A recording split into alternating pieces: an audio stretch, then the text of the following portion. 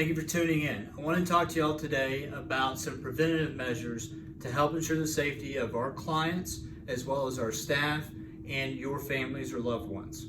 So one of the biggest things that we can do to help protect ourselves, clients, family members, or loved ones is washing our hands. So just some general rules about washing our hands.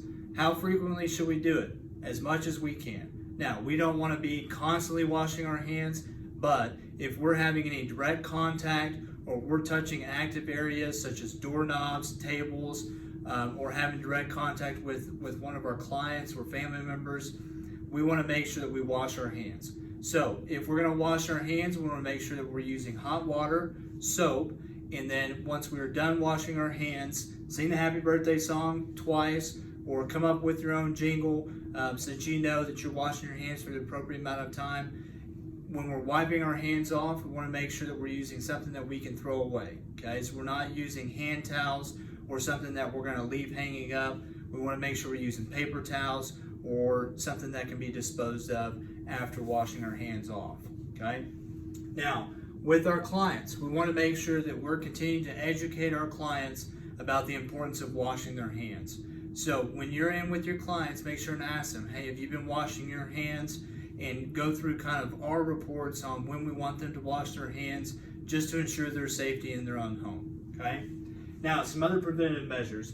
As we get into the spring season and everybody starts having sneezing or coughing due to pollens or other things that are coming on due to spring, we want to make sure that we're taking safety steps to ensure the transmission of potential flu, cold, or anything that's going on that doesn't go out into the community. So if I'm going to cough or sneeze, one of the first steps, we want to make sure that we're coughing or sneezing into our elbow, okay, not into our hands, as well as if you carry, a paper towel or Kleenex with you, go ahead and cough or sneeze into that, dispose of that properly, and then wash your hands afterwards, okay? If you happen by accident to sneeze or cough into your hands, please actively go and wash your hands after that encounter happens or takes place. Also, make sure that we're sanitizing areas, okay? So if we are using active sites such as a dinner table, or areas that we're eating, or hand washing stations, or something that we're kind of actively touching or using, computers, we want to make sure that we're sanitizing those areas and take extra precautions. So make sure we're using some sort of disinfectant, either spray or actually disinfectant wipe to make sure we're treating all of those areas appropriately to help prevent the spread of anything that may be on or have had contact with those areas. Okay. We also want to make sure that we are sanitizing and encouraging our clients to sanitize their medical assistive device equipment, such as a walker or a cane, or anything that they're using to help stabilize themselves or help them ambulate safely. So make sure and talk to your client about, have you wiped down your walker or your cane, and every time that you go see the client, make sure and remind them that, hey, this is a good preventative measure that they need to make sure they're doing, and help them if they need that type of assistance. Reporting. Over the coming weeks, we're going to be talking about some reporting of symptoms. There's going to be certain symptoms that we need to report to the supervisor or myself so that we are tracking some of the things that are going on. While we currently do not have an active COVID-19 case in our area, we may come in contact with that in the future. So we want to make sure that if we start seeing some specific symptoms, that we're going to track those.